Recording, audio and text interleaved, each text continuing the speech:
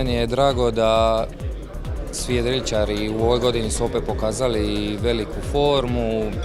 Najviše mi je drago zbog Tine koja je osvojila svjetsko zlato, a i ostali dio reprezentacije stvarno dobro jedri i napravili su super rezultate u 2013. godini.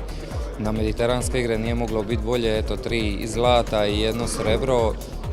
Svi su pokazali da se i dalje trude, iako je olimpijska sezona na kraju završila ne toliko uspješno koliko smo se nadali.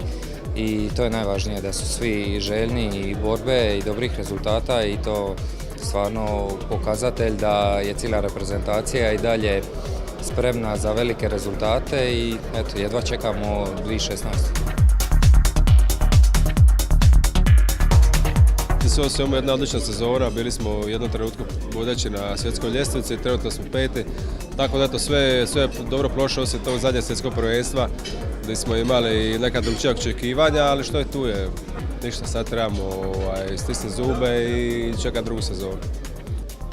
2014. je još malo daleko, trenutno smo na aktivnom odmoru, dakle sezona počinje početkom 4. mjeseca.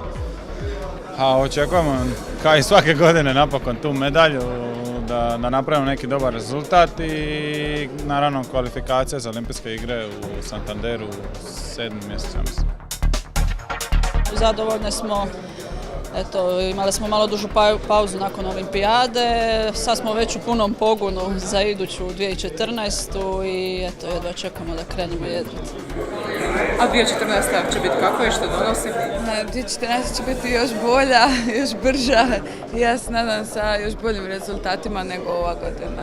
I s nečim što priželjkujemo u 9. mjesecu, ali to ćemo onda u 9. mjesecu o tome.